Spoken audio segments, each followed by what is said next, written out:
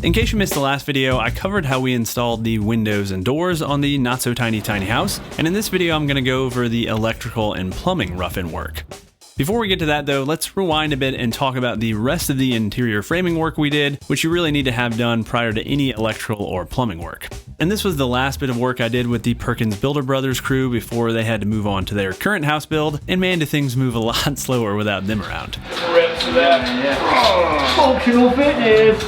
Okay, I'm done. Anyway, we were framing the bathroom walls here in this shot, and after getting the first wall built and stood up, we framed the adjoining wall, which has the door opening for the bathroom. And this wall creates a kind of hallway as you enter the house through the entry door, and after framing the wall, we got it stood up and attached to the other two walls.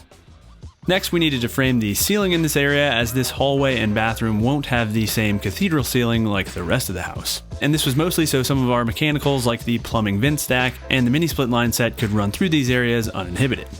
After mounting a plate to the wall, which is where the ceiling joist would attach on one end, we got the joist cut to length. And we needed to cut one end of the joist at an angle to match up with the roof rafter at the other end, since again that side of the house has lower walls. We attached the joist to the plate at one end and to the rafter at the other end, and then repeated the process for two more ceiling joists, and then that was a wrap with the Perkins crew before my wife and I's new kid arrived. A few weeks later, I got back to work, unfortunately by myself, starting with adding the cripples to the wall between the master bedroom and bathroom. And I also needed to add another piece on the underside of the rafters here to give myself a larger area to attach the cripples.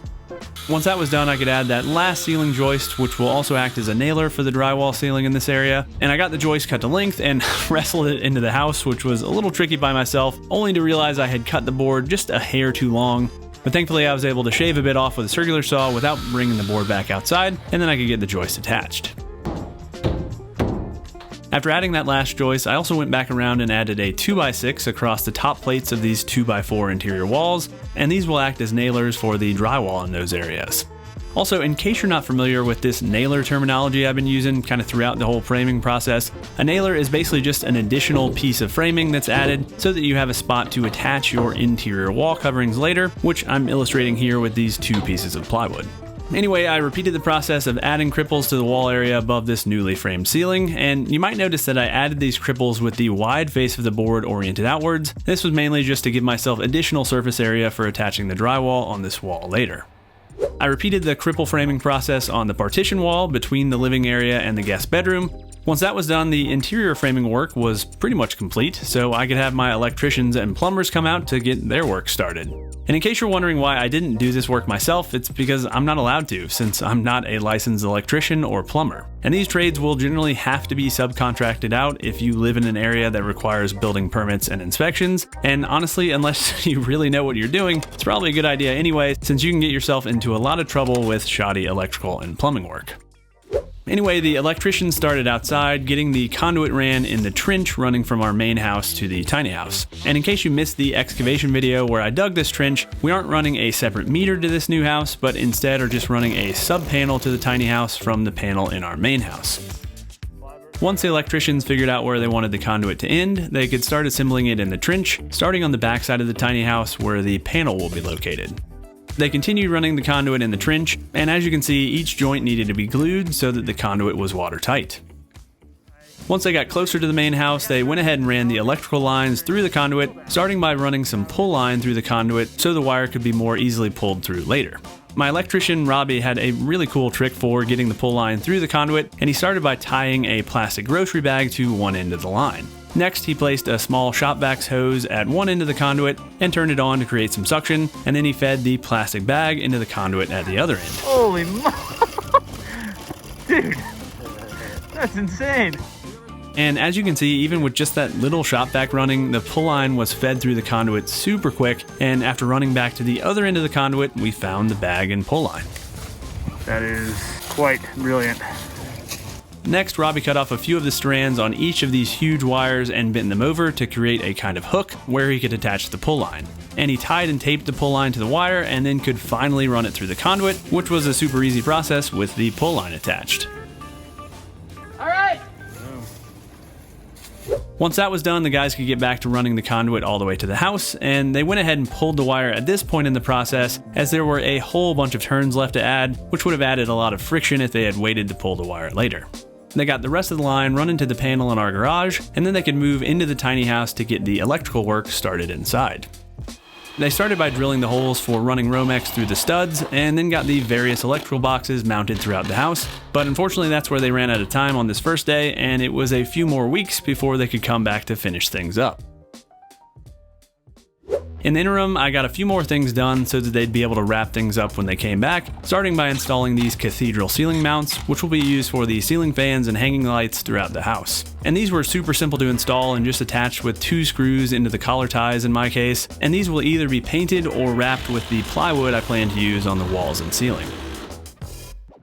Next, I could work on mounting a few of the exterior outlet boxes along with the electrical panel, but first I needed to create some mounting blocks so that I could properly waterproof and flash around these penetrations in the sheathing. I made these mounting blocks from 1-inch thick Royal PVC trim, which is what I'll be using for all the trim on this house, and I started by making mounts for the 2 exterior outlet boxes. And these were super simple since they fit nicely on this 5/4 by 6-inch trim, and I just needed to cut an opening in the mounting block for the outlet box. Unfortunately, this super thin jigsaw blade drifted quite a bit while making these cuts, so I needed to make some adjustments to get the outlet box to fit, but once that was done, I just pre-drilled through the mounting holes already drilled on the outlet box into the PVC so I could easily mount these to the house later. Next, I needed to create a mount for the electrical panel, which will be located on the back side of the house, and I needed to join 3 pieces of this trim to make this mount, and I used a combination of pocket screws and PVC cement for this. And the pocket screws really just provided clamping pressure while the PVC cement set up, and this made for a super strong bond. Unfortunately, this particular cement was extremely runny and made quite a mess, and I'm going to experiment with a few different options before assembling the window trim later on in the build, which I'm going to use the same glue and pocket screw method on. Anyway, after getting the pieces glued and screwed together, I went ahead and pre-drilled and countersunk some holes in each corner so I could mount the PVC panel to the wall. With that done, I could move out to the tiny house to get everything mounted, and I started with the electrical outlet on the front of the house between the entry door and the sliding door. I first got a hole cut through the sheathing, centered between the 2 doors for the outlet box to go through, and somehow I ended up cutting this way oversized and should have just used my PVC mount as a template, but it's nothing a little spray foam on the inside of the house won't fix. Next, I needed to waterproof the connection between the outlet box and the PVC mount, and I used the sealant putty that was included with this outlet box for this. Also, in case you're wondering, this outlet box is an Arlington inbox, and I personally really like the low profile look of these outlet boxes versus the typical bulky boxes that stick out from the house, and I just picked these up off of Amazon, and I'll link to the specific boxes I used in the video description below in case you're interested. Anyway, once the box was sealed to the mount, I could get the whole assembly mounted to the wall, and I started by adding a heavy bead of an exterior rated sealant to the back of the PVC, and then I could squish the whole assembly onto the wall to really seal it up. This outlet box included some stainless mounting screws, but unfortunately they weren't quite long enough to go through this 1-inch PVC into the sheathing, and so instead I added some temporary screws, which I'll swap out for some lower profile stainless screws in the future. Once that was done, the only thing left to do to completely waterproof this setup was to add a drip cap, which I unfortunately didn't have on hand, but will be covering in my trim installation video in a couple of weeks. With that done, I could repeat a similar process to install the mount for the panel on the back of the house, once again adding a heavy bead of caulking around the perimeter of the mount. I then got it screwed to the wall, and then I could partially disassemble the panel so I could get it mounted on the PVC. I marked where the screw locations on the back of the panel landed on the PVC, pre-drilled those holes, and then screwed on the panel, and I also added some blocking on the inside of the house to this area so the panel was mounted more securely since it is fairly heavy. I repeated the same process to add another outlet next to the panel, which is required by code since I'll also be installing my mini split unit on this back wall. With all that done, my electrician could come back to wrap up the rough-in wiring, and while he was here, I had him try out my new Arrow T72 and T75 staplers, and Arrow is a sponsor of this week's video. And these staplers made really quick work of stapling the Romex to the studs, much quicker than hand-driving staples, and the built-in guide made lining up the stapler super simple. And these staples come in a bunch of different lengths for different thicknesses of wire, and there are both insulated and non-insulated staples available for different applications. And I'll link to the staplers and the staples I used in the video description below in case you're interested. With that, the electrical was pretty much wrapped up, and it was really exciting to see all of these wires run to the various parts of the house. We are still waiting on a few odds and ends before having our electrical rough-in inspection, most notably the bathroom fan, which is on back order, but I expect we'll pass our inspection with flying colors. Next up, let's talk about the plumbing rough-in process, most of which happened before we were finished with this electrical work.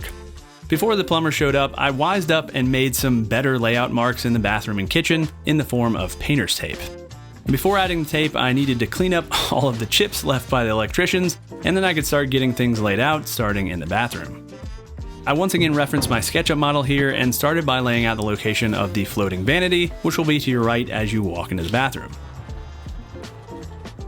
Next, I marked the center of the toilet location, which had shifted slightly since we marked it during framing. Also, I ended up deciding to go with a wall-hung toilet here, which you'll see more on a little later. So I was really just marking the center line here, not the location of the toilet flange.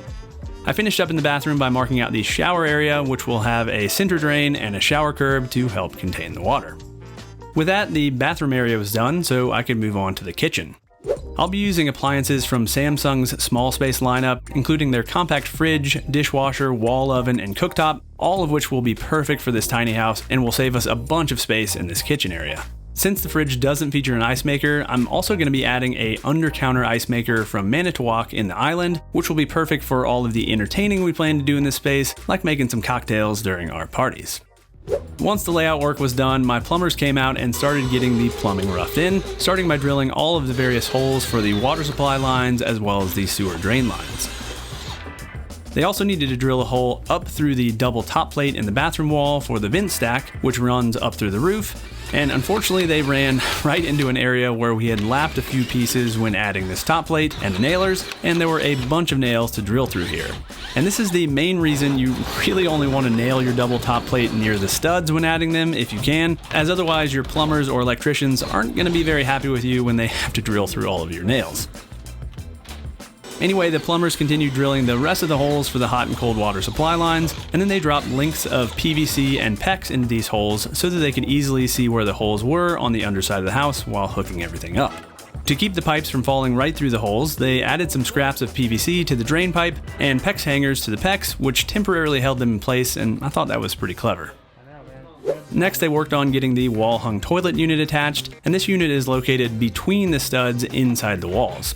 Of course, the toilet location ended up landing dead center with a stud, so they got the stud cut out of the way, and then I added back a pair of studs on either side of where the unit would be located. The plumbers then got the unit bolted to the studs and the bottom plate, and then got it plumbed in, which was a little tricky, but they eventually got it figured out. And in case you're not familiar with how a wall-hung toilet works, the toilet bowl will hang off of these pieces of threaded rod and attach to the sewer drain line, which runs through the bottom plate through the floor. The tank will be accessible through an access panel, which will also have the buttons for flushing the toilet. And not only do these wall-hung toilets save a ton of floor space, which is great for tight bathroom spaces like this one, but you also don't have to tile around the toilet flange, which is a big win in my opinion. The last bit of interior work was to get the shower mixing valve, shower head, and water heater plumbed, and then the rest of the work was under the house. They also ran PEX in the trench to our main house, where we'll be tapping into our water line for the main house. Before the rough-in inspection, the plumbers needed to add fire caulk anywhere the plumbing penetrated the studs, and they also had to cap off the entire system and add air pressure to check for any leaks. And the system had to hold that air pressure for a set period of time to pass inspection, which thankfully it did, and when that was done, our rough-in inspection was officially passed for the plumbing.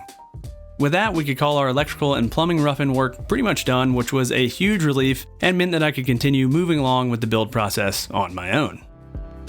All right, hopefully you guys enjoyed this one. In next week's video, I'm gonna be showing you how we got kind of that exposed rafter tail, soffit, and fascia area prepped for paint, painted, and basically getting that whole area ready for roofing. So if you don't wanna miss that video and all the future videos in this series, go ahead and get subscribed and ring that little notification bell. Also, I'll have links to all of the tools and materials I used in this video down in the video description below, as always. And last, I wanna say a huge shout out to all of my Patreon supporters and my YouTube members. You guys are awesome. Your support means a ton to me. All right, thanks for watching, y'all, and until next week, happy building.